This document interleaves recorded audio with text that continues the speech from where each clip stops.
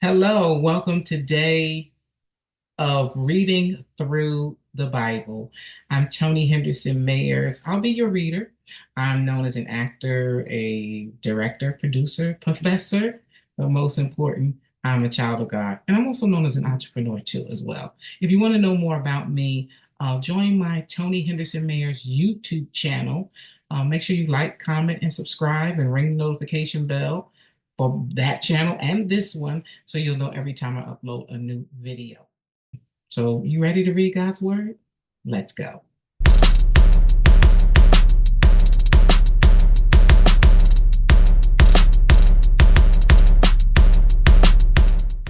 First Samuel 25 through 27. Let's read.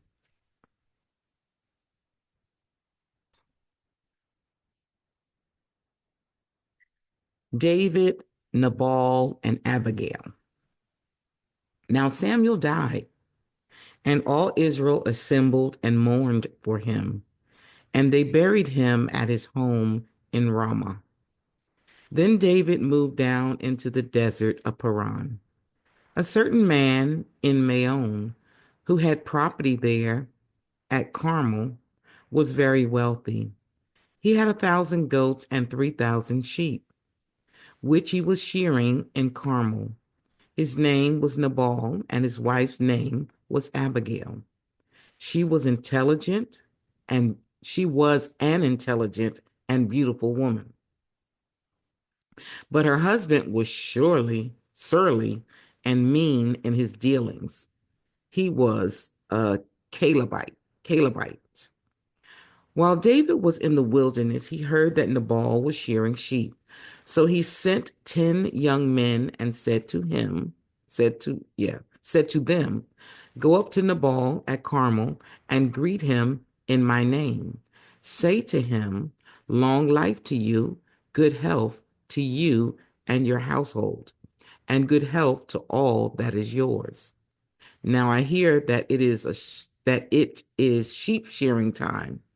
When your shepherds were with us, we did not mistreat them, and the whole time they were at Carmel, nothing of theirs was missing. Ask your own servants, and they will tell you. Therefore, be favorable toward my men, since we come at a festive time. Please give your servants and your son David whatever you can find for them. When David's men arrived, they gave Nabal this message in David's name. Then they waited. Nabal answered David's servants, who is this David? Who is this son of Jesse? Many servants are breaking away from their masters these days. Why should I take my bread and water and the meat I have slaughtered for my shearers? Excuse me, guys, I'm losing my voice, and give it to men coming from who knows where. David's men turned around and went back. When they arrived, they reported every word. David said to his men, each of you strap on your sword. So they did, and David strapped his own as well. About 400 men went up with David, while 200 stayed with the supplies. One of the servants told Abigail, Nabal's wife, David sent messages from the wilderness to give our master his greetings, but he hurled insults at them. Yet these men were very good to us. They did not mistreat us, and the whole time we were out in the fields, near them, nothing was missing. Night and day, they were a wall around us the whole time we were herding our sheep near them. Now think it over and see what you can do, because disaster is hanging over our master and his whole household. He is such a wicked man that no one can talk to him. Abigail acted quickly. She took 200 loaves of bread. All right, girl, for having that food. Okay. 2 skins of wine, 5 dressed sheep, 5 seahs of roasted grain, 100 cakes of raisin. Y'all know I'm getting hungry, right? and 200 cakes of pressed figs, and loaded them on donkeys. Then she told her servants, "Go ahead, I'll follow you." But she did not tell her husband, Nabal. Sometimes, okay, that's another lesson. Sometimes you just got to. Mm-hmm. Good. Y'all pray my strength in the Lord. That's when they not doing right, okay? That's when they not doing right. As she came riding her donkey into a mountain ravine, there were David and his men descending toward her, and she met them. David had just said, "It's been useless, all my watching over this fellow's property in the wilderness, so that nothing of his was missing. He has paid me back evil for good. May God deal with David, be it ever so severely, if by morning I leave alive one male of all who belong to him." When Abigail saw David, she quickly got off her donkey and bowed down before David with her face to the ground. She fell at his feet and said, "Pardon your servant, my lord, and let me speak to you. Hear what your servant has to say. Pay no attention, my lord, to that wicked man, Nabal. He is just like his name. His name means fool." I like Abigail, okay? His name means fool, and folly goes with him. And as for me, your servant, I did not see the men my Lord sent. And now, my Lord, as surely as the Lord your God lives, and as you live, since the Lord has kept you from bloodshed and from avenging yourself with your own hands, may your enemies and all who are intent on harming you, my Lord, be like Nabal. And let this gift which your servant has brought to my Lord be given to the men who follow you. Please forgive your servant's presumption.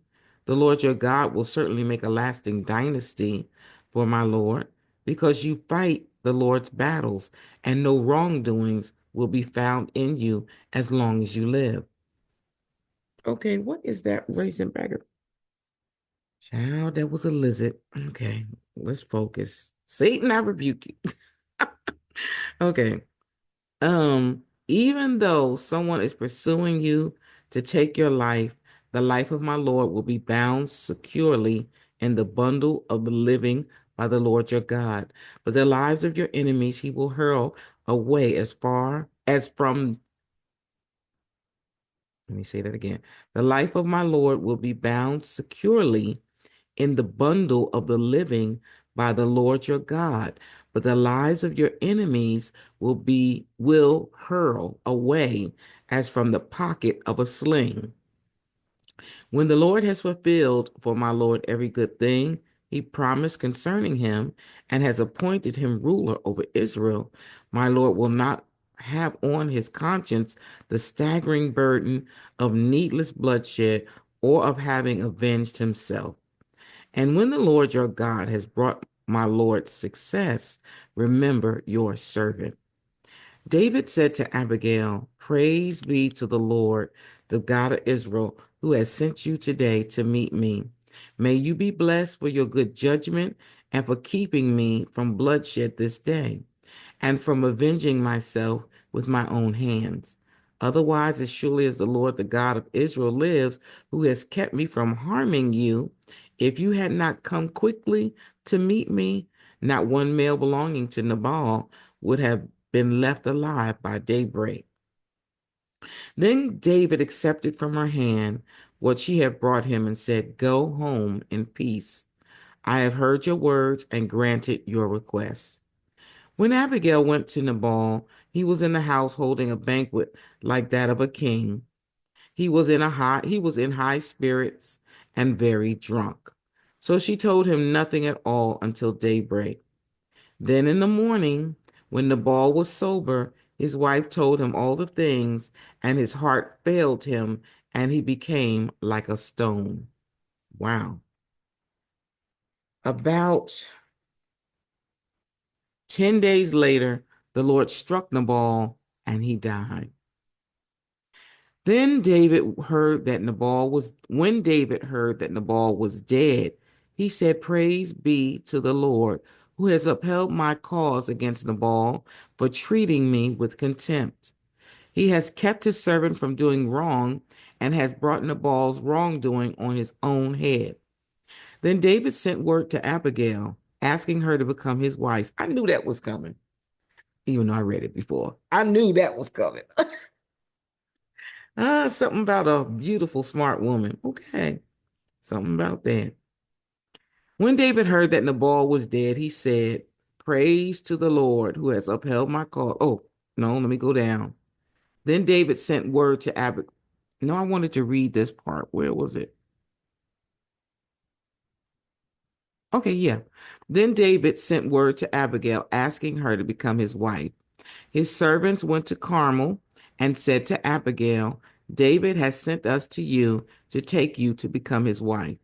She bowed down with her face to the ground and said, I am your servant, and I'm ready to serve you and wash the feet of my Lord's servants. Abigail quickly got on a donkey. Quickly, honey. She said, I'm about to marry the king, honey. Let me get on this donkey. Y'all know I'm silly today. I'm in my regular clothes. I'm silly today. Um, but this is the way I usually am. So I'm good. All right, so let's see. She bowed down with her face to the ground and said, I am your servant and am ready to serve you and wash with the feet of my Lord's servants. Abigail quickly got on a donkey and, attended by her 5 female servants, went with David's messengers and became his wife. David had also married Abinoam of Jezreel, and they both were his wives. He just getting started. But Saul had given his daughter Michal, David's wife, to Petaliel, son of Laish, who was from Galem. Galem. Okay, chapter 26. David again spares Saul's life. The Ziphites went to Saul at Gibeath and said, Is not David hiding on the hills of Hachilah, which faces Jeshimon? So Saul went down to the desert of Ziph with his 3,000 select Israelite troops to search there for David. Saul made his camp beside the road on the hill of Hachilah, facing Jeshimon, but David stayed in the wilderness. When he saw that Saul had followed him there, he sent out scouts and learned that Saul had definitely arrived. Then David sent out and went to the place where Saul had camped. He saw where Saul and Abner, son of Ner, the commander of the army, had lain down. Saul was lying inside the camp with the army encamped around him. David then asked Amalek the Hittite and Abishai, son of Zeruiah, Joab's brother, who will go down into the camp with me to Saul? I will go with you, said Abishai. So David and Abishai went to the army by night, and there was Saul lying asleep inside the camp with his spear stuck in the ground near his head. Abner and the soldiers were lying around him. Abishai said to David, Today God has delivered your enemy into your hands. Now let me pin him to the ground with one thrust of the spear. I won't strike him twice. But David said to Abishai, Don't destroy him. Who can who can lay a hand on the Lord's anointed and be guiltless? As surely as the Lord lives, he said, the Lord himself will strike him, or his time will come and he will die, or he will go into battle and perish. But the Lord forbid that I should lay a hand on the Lord's anointed. Now get the spear and water jug that are near his head, and let's go. So David took the spear and water jug near Saul's head, and they left.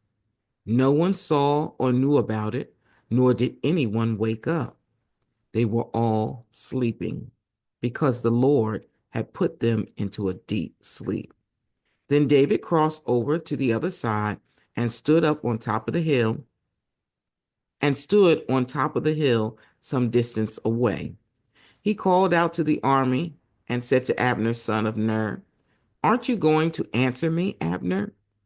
Abner replied, "Who are you who calls to the king?" David said, "You're a man, aren't you? And who is like you in Israel? Why didn't you guard your lord the king? Someone came to destroy your lord the king. What what you have done is not good. As surely as the Lord lives, you and your men must die because you did not guard your master, the Lord's anointed. Look around you. Where are the king's spear and water jug that were near his head?" Saul recognized David's voice and said, "Is that your voice, David, my son?" David replied, "Yes, it is, my lord, the king." And he added, "Why is my lord pursuing his servant? What have I done? And what wrong am I guilty of? Now let's my lord the king listen to his servant's words. If the Lord has incited you against me, then may he accept an offering. May he accept an offering. If however people have done it, may they be cursed before the Lord. They have driven me today from my share in the Lord's inheritance and have said, 'Go serve other gods.' Now do not let my blood fall to the ground far from the presence of the Lord. The king of Israel has come out to look for a flea, as one haunts a partridge in the mountains." When Saul said, "I have sinned," then Saul said, "I have sinned. Come back, David, my son. Because you consider my life precious today, I will not try to harm you again. Surely I have acted like a fool and have been terribly wrong. Here is the king's spear, David answered. Let one of your young men come over and get it. The Lord rewards everyone for their righteousness and faithfulness. The Lord delivered you into my hands today, but I would not lay a hand on the Lord's anointed.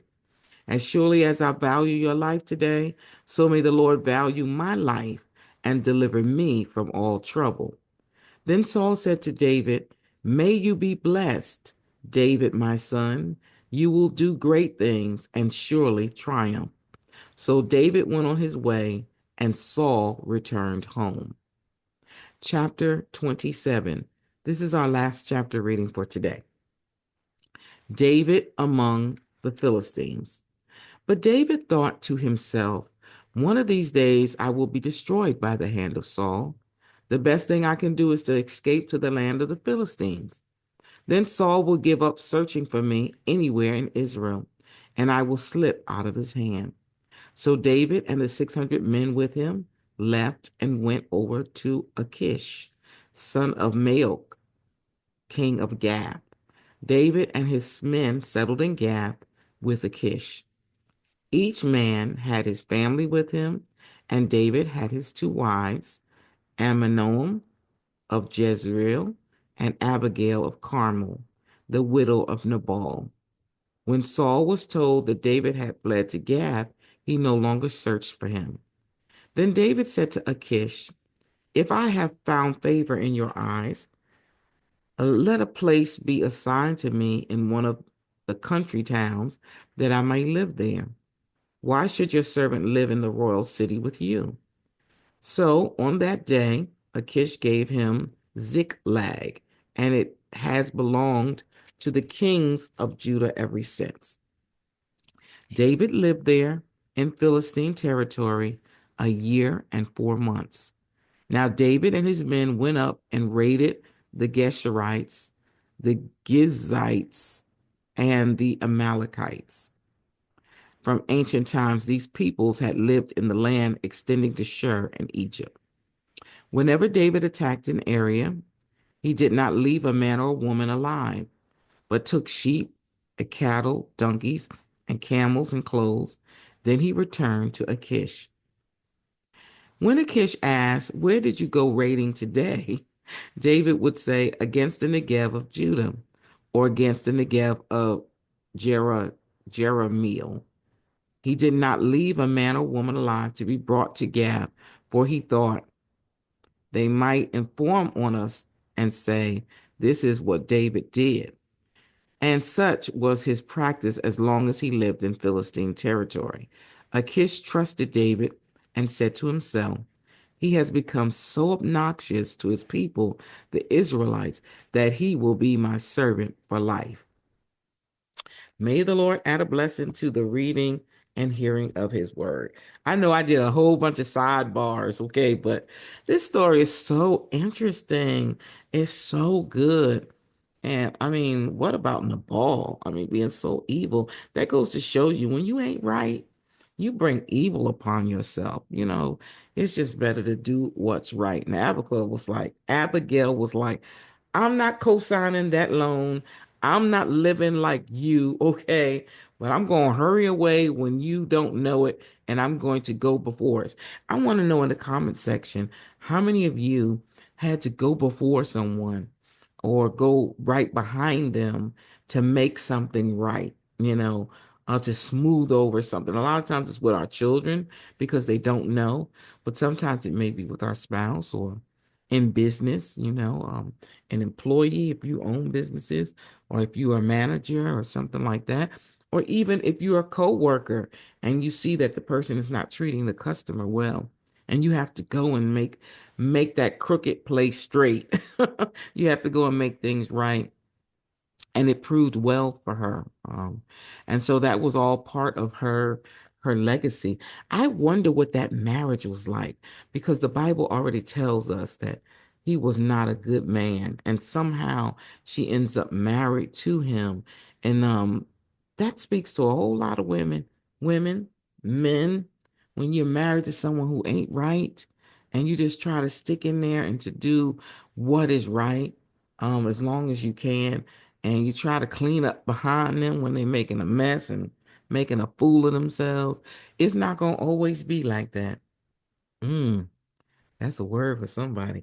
It's not going to always be like that. God can, in an instant, change your life around. Look at Abigail, married to a fool. Okay, married to a fool, according to her words and according to the Bible. He was not a right man, but now she is married to the king. I don't know if I want to be one of the king's wives, honey. I got to be the wife. But again, we talking about different culture, okay? We talking about a different culture. But it's still in all, look at that elevation. Because many times women, when their husband died, unless he, somehow the inheritance stayed with you, which very often it did not, you out there begging, man. You out there under the mercy if somebody's going to take care of you. And if the ball wasn't right, I don't know if she had children or not. They possibly could have not been right, or his brothers may not have been right, and she may have just fell into a terrible situation. But because of her faithfulness to God, he gave her the hookup. Okay. She quickly got on that donkey. That tells me a little bit about that relationship. She said, okay, I'm gone. All right. 10 days. I think they mourned longer than 10 days, but she was like, I'm out. Okay. And so, you just see so much beauty in the scripture. Saul is still seeking after David. And he is such a, what I call a moody person. He's up one minute, he's down the next. And it's so difficult to have relationships with people who are not stable in their mind, who have jealous situations and all of that. And there's so many lessons in here, guys, about how to deal with people. And in this particular lesson, reading, a lot of people in this lesson were dealing with difficult people, and possibly too. That's why David also had a heart for this woman. But it says she was beautiful, honey, and smart. You got to have that part of your harem if you must have a harem. Guys, make sure you like, comment, and subscribe and ring that notification bell so you know every time I upload a new video. Visit me on my website, which is www.tonihendersonmayers.com. I'm going to try to do a couple of more readings, but I am losing my voice. We had a performance on the weekend. I had to drive yesterday. My son, who has moved to Arizona to be married and to live his life. And that's a lot. I think it's over 3,000 miles there. So we had to get him on the plane, and some of his other stuff will be shipped and all of that kind of stuff. So we had a lot of things going on, and my voice is trying to go for me. But y'all pray my strength in the Lord, honey. Play it, pray. And let me know. I'm really thinking about adding some encouragement to these broadcasts that we're doing. We're still doing the read through the Bible, but as an additional, I think I'm going to start dropping some encouraging words for you. And hopefully it'll be something that will bless you and something that you might want to share with other people who may be going through. Well, I've got to go, but know that the word of God is a lamp unto our feet. It is a light unto our path. We will hide God's word in our hearts that we may not sin against God. Take care, and I'll see you tomorrow. Bye. Hey there. Thank you so much for checking out my video, and I want you to check out my website at ToniHenderson-Mayers.com. You can find out about me in film and stage. You can also find out about the wise courtship philosophy and everything that that I do, speaking across the country, and the book that I've written. And of course, you can go on to my online store where you can learn a lot of information about business, get coaching sessions, online courses, and so much more. Not only that, I have an Etsy store, which the website of all of these things are in my description. So make sure you go to my Etsy shop, which is called Faith, Hope, and Love Center. Make sure you go to that so you can get t-shirts, and I'm adding things every day, t-shirts, mugs, masks, all types of things, into the link that's going to take you to all of the books that we're using pretty much in our Read Through the Bible series. So here are the journals. This reflection journal is so that you can write and take notes. This one has a lot of study information and will help you keep organized as you're studying the Bible. This is the Bible that I read from, the NIV Study Bible. Of course, Wise Courtship is here, and some of the other books that I wrote. Yes, God is Real, and also I Rise, Stories of Triumph. It's just a great encouragement tool. So walk on over to the stores and give us some support. I think you're going to be blessed by the products. Take care.